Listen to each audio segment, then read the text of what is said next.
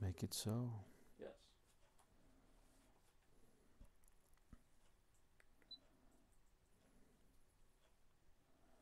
Hi. Hi. Hi. Now, for those who are paying attention, we normally do this twice a month. But we did it last week, and the week before that, and the week before that. It's a lot of these things.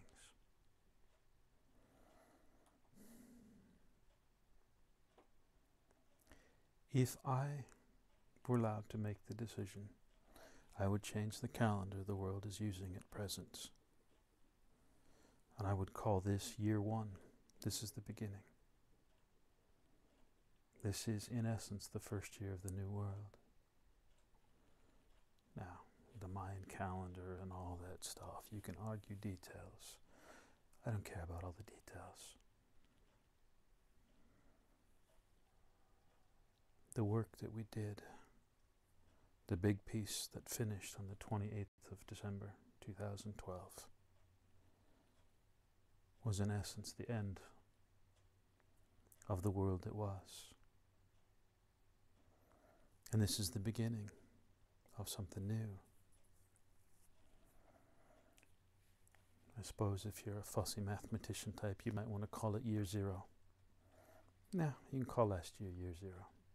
Why? Because I've decided this is year one.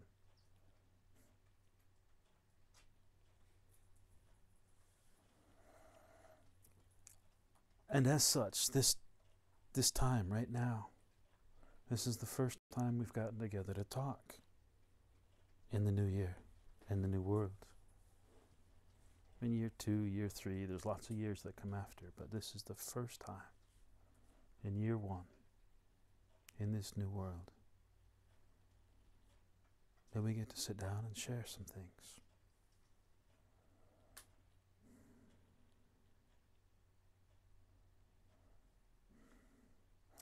And there are so many things that I could share.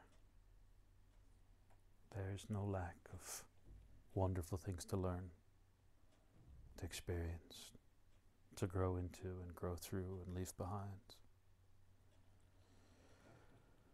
But right now, for any of you who are paying attention, you're probably feeling a little bit unstable. Some of you have made changes or are making changes in your personal lives, in your path, in your process. But even those of you who aren't,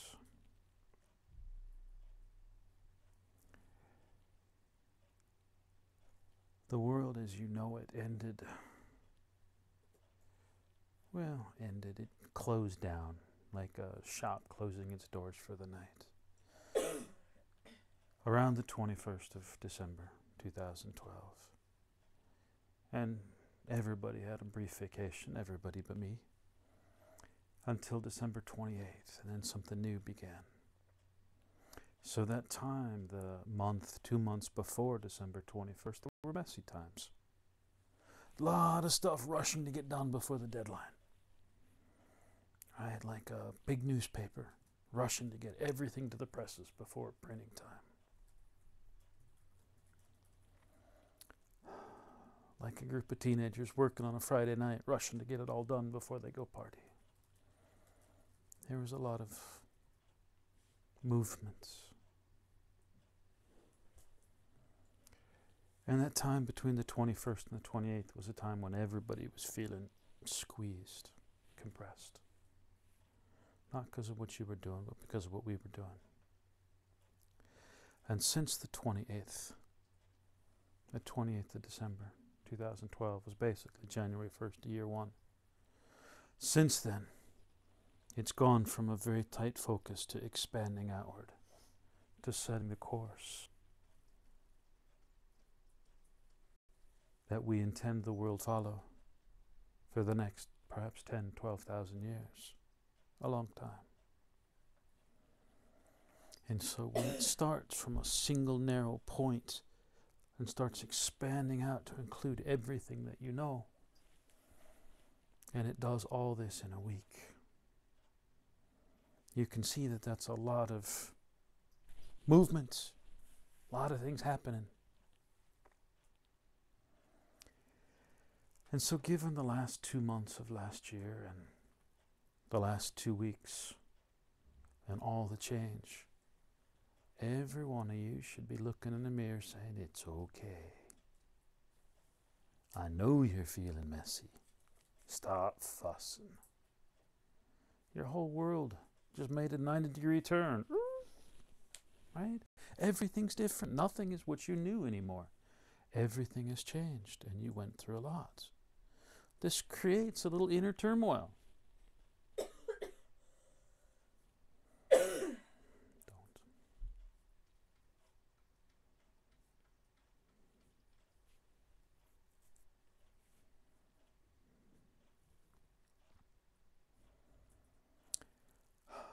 All right, I will try that again, since somebody just worked so hard to disrupt my energies. Your world has been moving in one direction for a long time, and now it's moving at 90 degrees. Metaphorically or metaphysically speaking, that's a big change. From where you were to where you are, that's a lot of change in just a few weeks. It's okay to be messy. Meaning now, whether you like it or not, it's not the time to be hard on yourself. Now's the time, if you carry a handy pocket mirror like our local superstar, or if you just have a mirror in your house somewhere, to look in the mirror and say, relax. Relax, it's okay. There's a lot of change going on. It's okay to be nervous, tense, uncertain.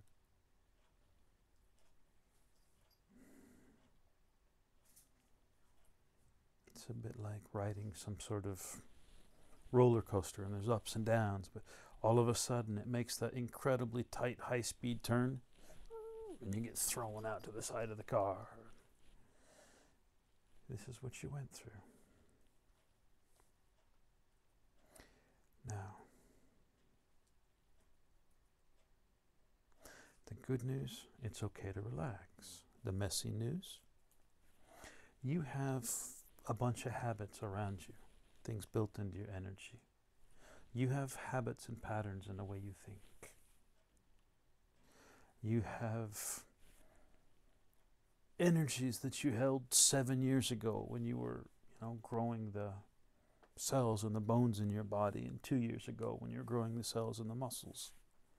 And it's going to take another 7 or 8 years for all the cells in your body to regenerate in this new energy. So for the next few years, there are still going to be parts of you, these patterns, the stuff in the cells, the stuff in your thoughts, that are still trying to go in this direction when the world is now going in this direction. Or since that was the image I used when we were moving towards it, really the world was going this direction, and now it's going this direction. Right? So all the little bits of you are going to have to be retuned over the next 5 to 10 years. And so over the next 5 to 10 years, you're going to have to be a little gentle with yourself. You're going to have to work with a little bit of awareness, a little bit of patience. In essence, there's a little kid inside everybody. And that little kid spends a lot of its time uncertain or scared. You get to be that little kid and feel those feelings and let them go and replace them with excitement, with celebration, with wonder. Right? You also, when you're able, get to be the parent inside, holding that little kid and guiding them and encouraging them and making them feel safe. Because this is what is inside you needs you to do. And most of that's going to happen in the next few weeks. There's this huge burst of change going on, and the rate of change is going to slow down and slow down and slow down. And 100 years from now, it'll be basically stable. It'll be changing so slowly. 10 years from now, it'll be relative slow. You won't even notice. But the first 6 months or so, there's likely to be a lot of change. Be gentle with yourself.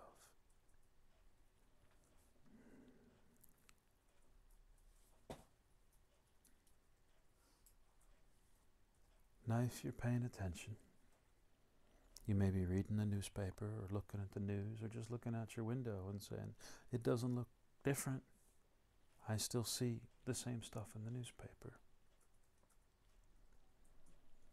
I encourage those of you who are young to talk to the older ones here, because they will teach you how to look out the window and see the change. They will help you to hear what I call the music. Some of you already are very aware of this, some a little, but the younger ones, or those who are new to this especially, let the older ones teach you. And every time you look out the window, you're going to see that even though the trees are in the same place and the birds are making the same noises, that it looks totally different, that it is a whole new world. And that can be tough to see when you just look with your eyes. The eyes are good at focusing on edges and details. You can look and see just how many leaves are blowing in the gutter, or the color of a wrapper someplace, or hear the sound of a car. But with just a little bit of training, you don't have to be a super sensor.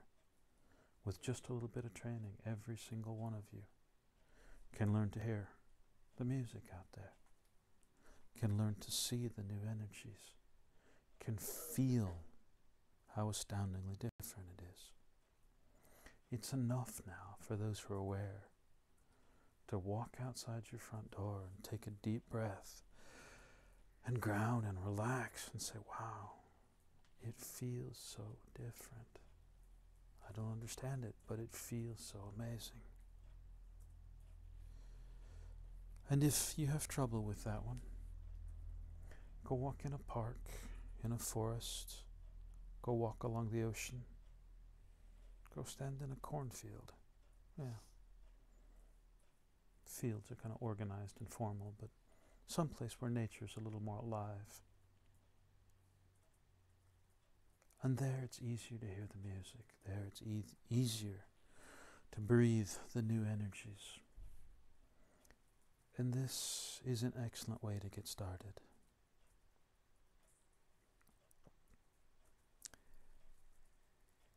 Now I want you to notice something I'm doing wrong here.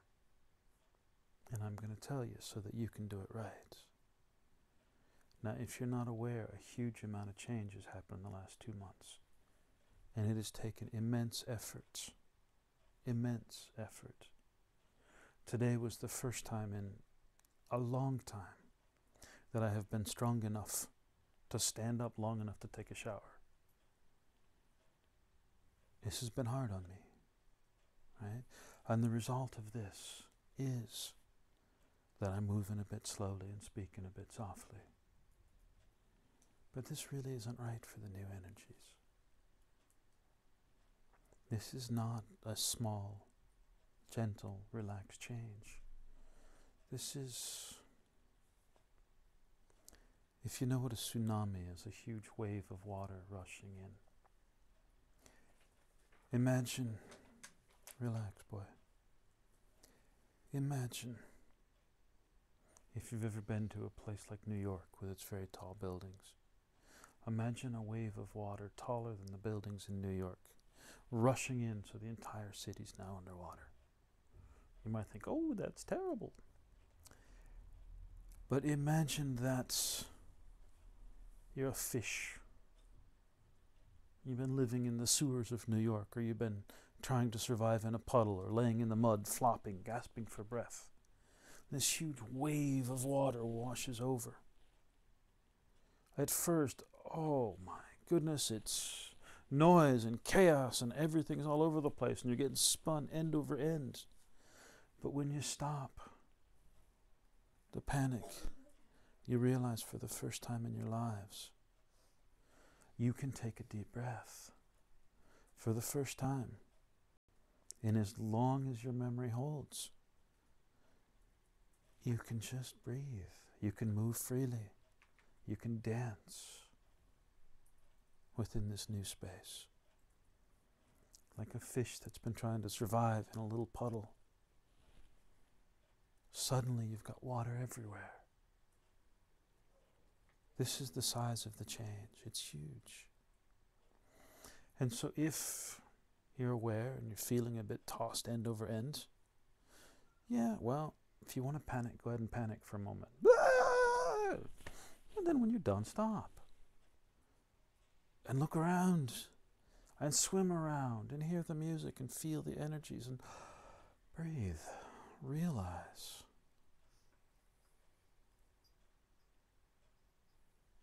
It's not done in the sense that nothing's ever done. This world will keep changing for as long as it exists. But that this big change is done. That the energy has come. It has flowed over and filled everything. And suddenly the fish can be happy for the first time in a very long time. There's a movie, not one I recommend, I just saw it recently, called The Watchmen. And in this strange blue man teleports a woman to Mars. And he's standing there talking to her while she's gasping for breath and falling down, about to die because she can't breathe the air. And he looks at her and says, "Oh, sorry, I forget about you little people."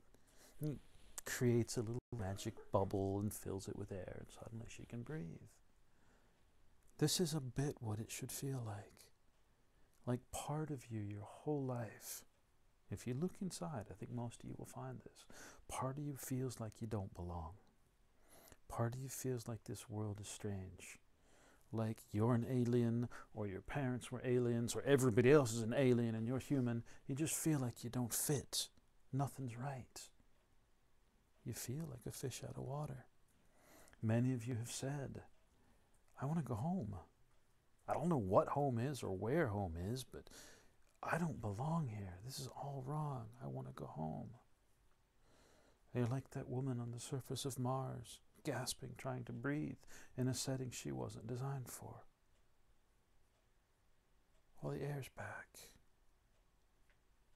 For the first time, you can take a deep breath.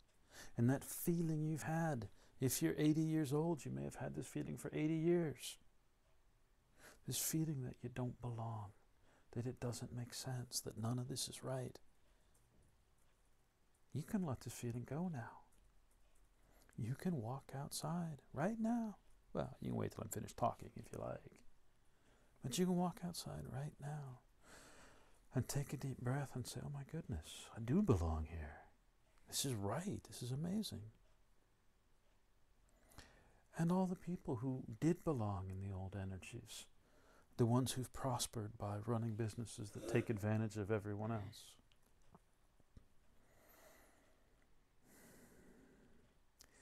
The ones who've been running your governments and your militaries. The ones who've created genetic diseases and chemical warfare. Weapons of destruction all over the world. These people just fit in the old energies. They were right at home. Suddenly, they're running into a wall, right? They've been going this way a long time because it was natural, and the world's now going this way, and suddenly they're hitting this wall over here saying, "What's wrong?" Suddenly nothing works. It doesn't make sense anymore. And they're perplexed and baffled. And so if you're looking at your newspapers or reading the news or just looking out your window and saying it hasn't changed, understand that all of those people who've been going in one direction for a long time, all of those causing the trouble, all of those who've really been so destructive to your world, they're now running into what you've known your whole lives. I don't belong here. This doesn't feel right anymore. And all the stuff that they've just had so much success in that has allowed them to rule this world and nearly destroy this world, they're not going to have the success anymore. These people say, "Oh, I just have all this good luck, all these, every time I need something it shows up." They're not going to be finding it anymore because they're still trying to go in this direction, and they're going to be hitting the wall because the energy's now moving this way. And all of those people are going to start tripping and falling. Businesses are going to start collapsing. And those that are moving in the new energy, those that make more sense to you, are going to start finding that success, that luck, that amazing serendipity and happenstance as things move forward. So yeah, maybe you don't see the change right now, but you will. So I'll step back to the woman on Mars and what I'm doing wrong. And that is that I'm quiet, calm. Calm is good. Calm is much better than neurotic. But happy and joyful and playing is much better than calm. Ask any child sitting in a classroom, looking out the window at that beautiful weather and thinking, I wish I was out there. Yes, they're calm and well behaved in the classroom, but happy and playful and running and climbing trees and jumping and yelling and chasing one another around and playing and having fun. This is much better than sitting quietly in a classroom. So this is what I'm doing that I don't want you to do. And if I had the energy, I'd show you. But I want you to start practicing. Being happy. Being enthusiastic. Celebrating even the smallest of things. If you see a spider making a spider web, maybe some morning dew on it with a light filtering through, you think, wow, that's beautiful. Celebrate it. Put your hands up in the air and go, yay, spider. Right? You see a fancy new car go by and you like cars. You think, yay, fancy car. Your child does something amazing. Yay, my child. Right?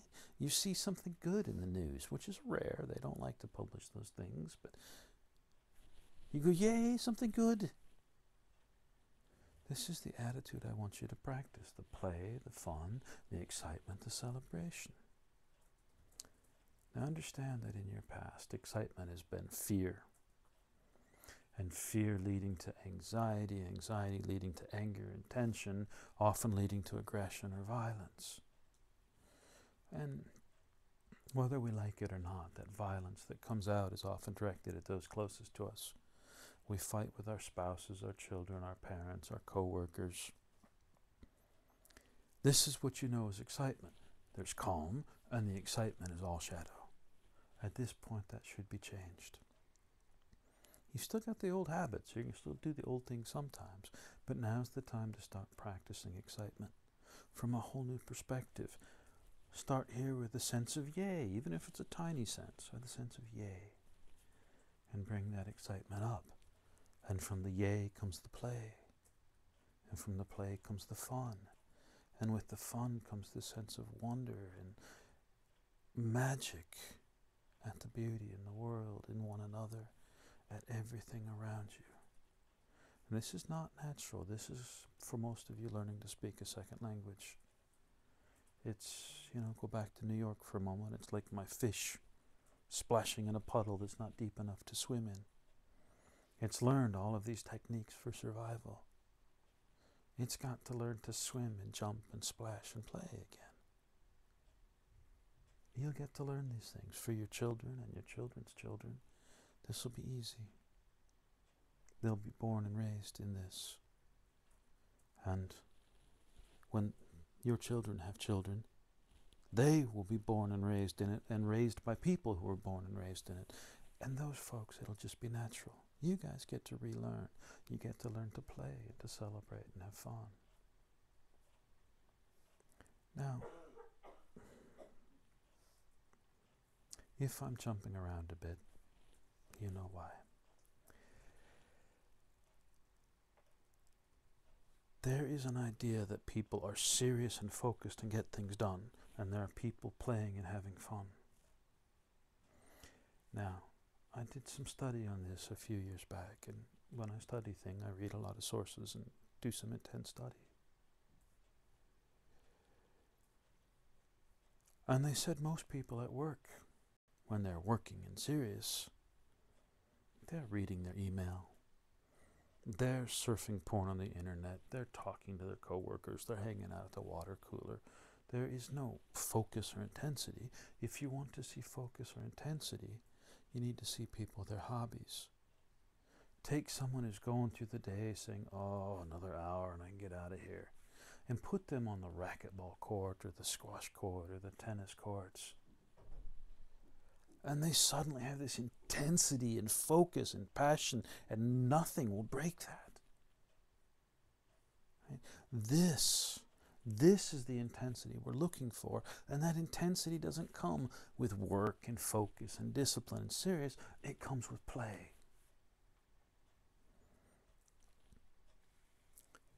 A famous scientist, not that many years ago, when asked why he was so successful, said, "I try in my work to regain the seriousness I had as a child when I was playing." Children playing know serious and intense and focused, like you folks have forgotten, like you once knew when you knew how to play.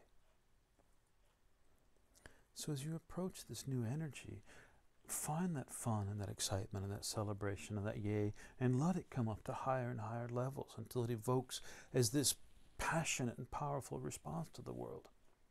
Right? But while doing this, I'm not saying throw away all your disciplines and get stupid and silly. You still, if you want to succeed in this awareness process, need to do sweet every day. You need to do the metta minutes. You need to hold a sense of integrity and power in your guts. You need those things. Without that, you're just getting carried around by whatever current passes you by. A fish that does well isn't one that just lays there and waits for the current to carry him. It's the one that's steadily moving where they want to go. You need this intensity and this focus. But you want to find this intensity and focus without the serious. Take all this serious stuff and just toss it out. Let life carry it away. Instead, on this side, find the joy and the excitement and the fun and the play. And some of you say, "I don't know what joy is. I don't know how to play." That's okay. You didn't know how to walk when you started, but you probably do okay, most of you. You didn't know how to talk when you started, but if you're listening to me, you figured it out. Right? You didn't know how to do a lot of things when you started. I want you to find this seriousness, this passion, this intensity, this vibrance, this involvement in life, but I want you to find it with a light heart, not a dark heart, with play and fun and celebration and beauty and wonder and mystery and magic. And this is something that's not going to happen overnight. This is something you're going to practice and learn and grow in and become more and more skilled at.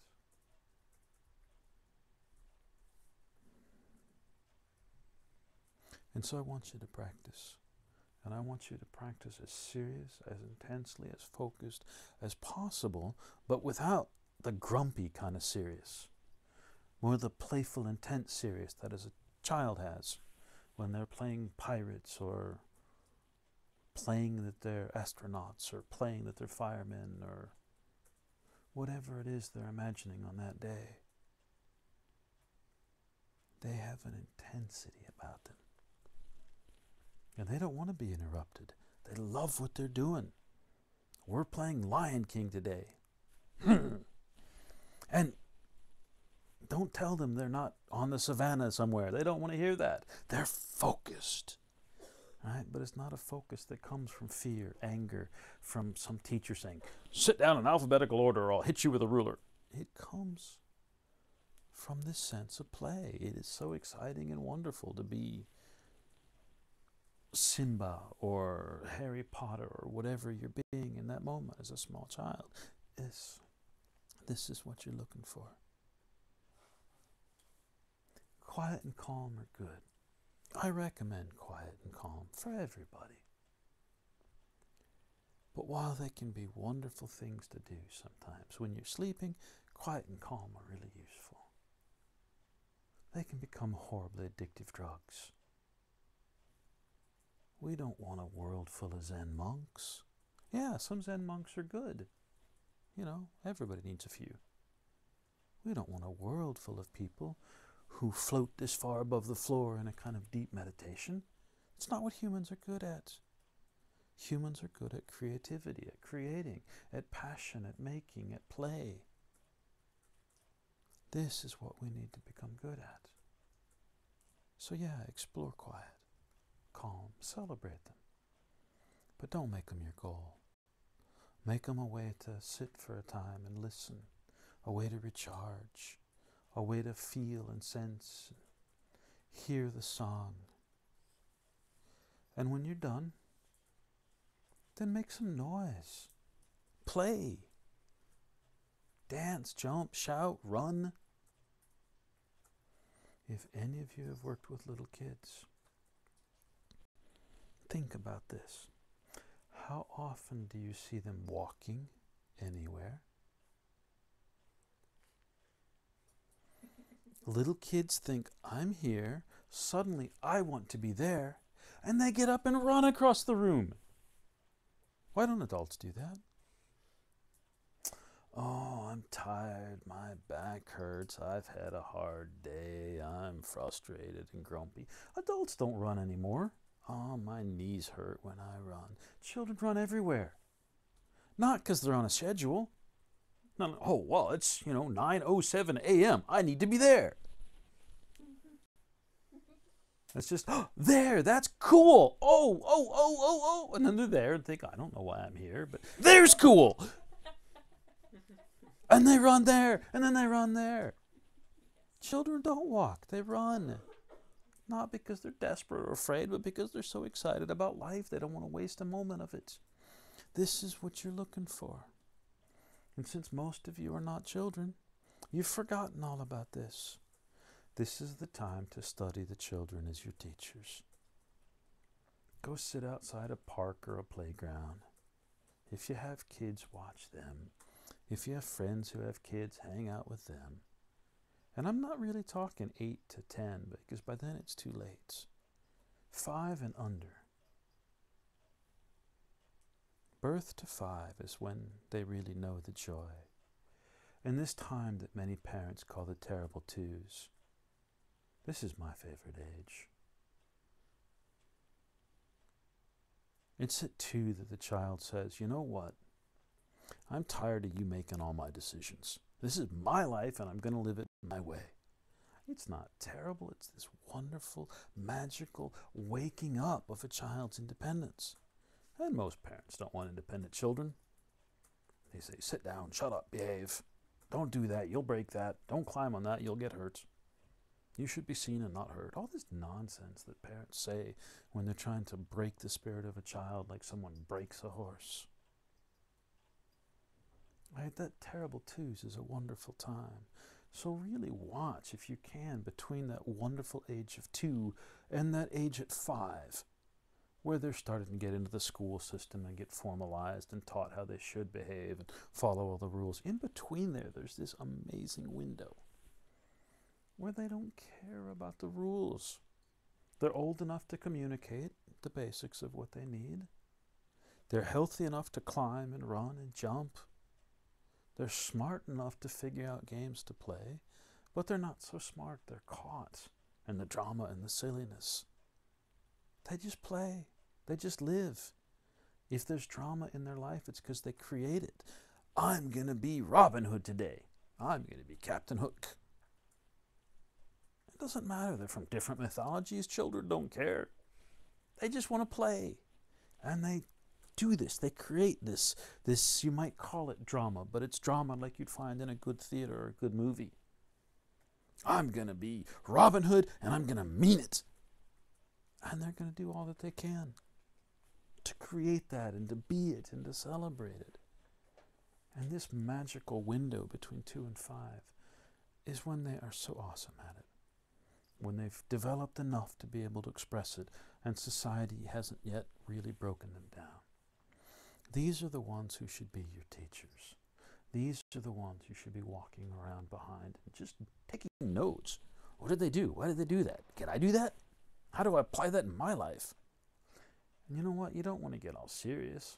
We're not writing doctoral theses. Not on this. This is a kind of thing where you want to make a note, but then set the note aside. I've told all of you who know me personally that the work we do, the impressive work, is about 5% theory and 95% practice. And still most of you, I see you sitting around taking notes and working on things and figuring them out. But really that should be 5%, 1 part in 20. And the other 19 times in 20, the other 95% of your time should be practice. You see a kid run down the hall going, yay, with their arms waving. You know, you make a note and that's cool, wow. And then you go out and find halls to run down 19 or 20 times. Yay! And people say, what are you doing? I'm practicing what that little kid taught me. Why? Because it's a new world and I'm learning to celebrate. You're weird. Yes, but I'm happy. You want to try? Exactly. Do you want to try? Exactly that. Because that's what a kid would say. Children don't say, I'm playing a game, leave me alone. Small children will say, I'm playing a game, want to play? I'm having a tea party, want to sit down and drink nothing from my empty plastic cups? They don't care. They want everybody to be part of it. Children are proselytizers, small ones. They can't help it. They're so excited about their life, they want to share it. And this is what I'm telling you. 5% theory, 95% practice. And it's not practice of sitting and navel gazing. Navel gazing, I don't mean looking at boats. I mean, right? Your navel. This isn't what the world needs. More Zen monks who can tell you just how many hairs are in their belly button because they stare at it so long. Right? This isn't what we're looking for. The energy is back. Things are moving. This is a time to play in that energy, to swim, to splash, to jump around. This is a time to celebrate and have fun. And that's tough to do if you haven't done it before. But everything's tough to do if you haven't done it before. The first time you bowled, I bet you didn't do so well. You threw that ball in the gutter a lot. The first time you played pool, you probably didn't get so many balls in the pockets. The first time you climbed a tree, what do I do? How do I grab it? Where do I put my feet? The first time you painted a picture, it probably wasn't a masterpiece. The first time you played a musical instrument, you probably didn't write something that would make Rachmaninoff proud. You're not going to be good at it. But you know what? Little kids don't care. If you tell that little kid, you've never pretended to be Robin Hood before, so you're not good at it, you shouldn't do it. They're going to look at you like you're crazy, because you are. You're going to look at that kid and say, okay, how do we play Robin Hood? And you're going to try it. And you probably won't be great at it, but next time you do it, you'll be better. And next time better, and next time better. And as you do it, you're going to have to create new games. My brother-in-law has a relative, a brother, a cousin, something, who wrote a book that most of you have heard of. It's called Everything I Need to Know About Life I Learned in Kindergarten.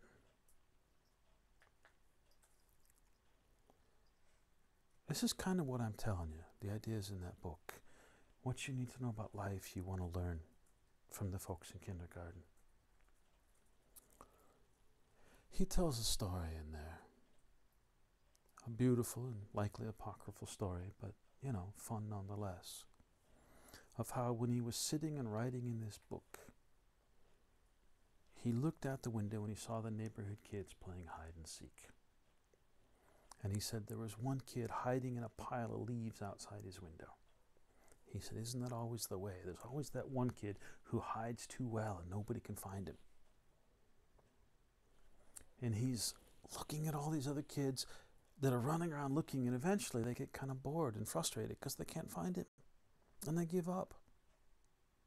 And he knows that this boy, when he comes out, is going to go yell at his friends, you gave up, you didn't find me. And they're going to say, you hid too well. And it's going to create a fight and a frustration and a struggle. And everybody's going to go home angry when their purpose was to play a game. He said he wanted to lean out his window and shout, get found, kid!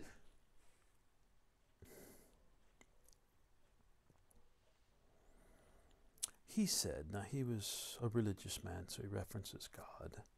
He says God's not really a hide and seek player. God is a sardines player. Sardines is a game they played, he said, when they were kids, where instead of everybody hiding and one person looking, one person would hide and everybody would look. And when you found them, you didn't shout, "I found them." You squeezed in that hiding place with them. And the next person would find them and squeeze in there too. Until eventually they were easy to find because of all the, little bodies packed together giggling. He said if God were playing games, God would be a sardines player. And that we're going to find what we're looking for from all these bodies packed together and the sound of giggling and fun. And this idea, this attitude, this is what you're looking for in this new world. You're looking for the energy of sardines. And if you're used to playing golf and being angry because you're, one stroke off par, or if you're used to playing racquetball and being aggressive, trying to beat the other guy, or you're used to playing chess or Risk or World of Warcraft and killing things and conquering people and poning the noobs and just generally abusing everybody, you're going to have to find some new games. Your world is going to have to find new games. Games that are more like sardines. Then there won't be that one person hiding and frustrated. Everybody's going to be involved. And it's going to be a kind of involved that's fun and playful and celebrating. Again, usually when I tell you these things, I hold the energy of it. And tonight I just simply am not up to it. But this is one of those times when I tell you, don't do what I'm doing, do what I'm telling you. Won't happen often. I want you, every single one of you, to learn how to play.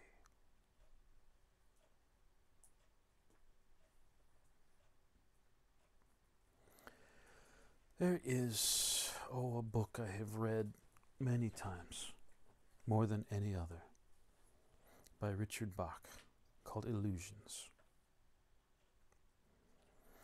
And in this book he says, it is in the path of your joy that you will find what you came to this life to experience. Whether it's learning or growth or forgiveness or any of the many things that humans come into this life to experience, you'll find it in your joy, in your play, in your celebration. You can join a commune and spend years meditating. You can find a guru and sit on the cold stone at his bony feet and listen. Given enough years, enough decades, you'll probably find what you came for. But I'm telling you that you can get the same thing in an easier way. Consider it a cheat code for life. You can spend 20 years sitting on a cold stone floor smelling stinky old feet. Or you can spend just a year or two playing. And not a light-hearted, trivial playing, but with integrity and focus and power and passion, with everything that a child has. With this intensity in play, in joy, in fun. Here you will find, and quickly find, what you've come to this lifetime to learn. Now with that, there's more to say, but with that I'm going to cut it short and wrap it up here tonight. I want you to take away from this two things. Number one here, I want you to take away the idea that a lot of change has happened in the last 2 months. In essence, everything you know has died and been reborn, or simply has died and gone. It's not here anymore. Everything. And given that, parts of your system are going to get sick and be coughing, going to have health problems of all kinds. You're going to have emotional chaos. You're going to have anxiety and uncertainty and frustration and concern. Step number one, recognize that it's going to happen and don't take it serious.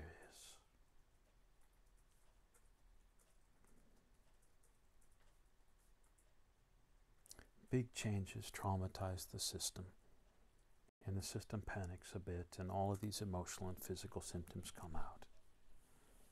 If you get really sick, even if you're really seriously sick, don't take it seriously. Think of it as your physical form going through drama. It's just physical body drama. Yes, I know you're coughing. Yes, I know you're trying to die of cancer.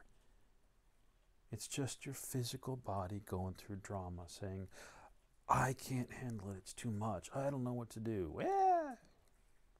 Right? It's a bit of a poor me thing from the physical body.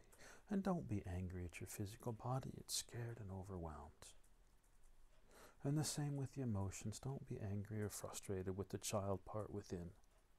Recognize that it's overwhelmed. If any of you have worked with kids, you know that when they stay up too late and go through too much, they get grumpy and cry at everything. Fuss, cry, whine, and they refuse to sleep because they're too tired to sleep. And there's nothing you can do with a kid that's that tired, but keep encouraging them gently until they sleep. And tomorrow they wake up and they'll be running there and running there again.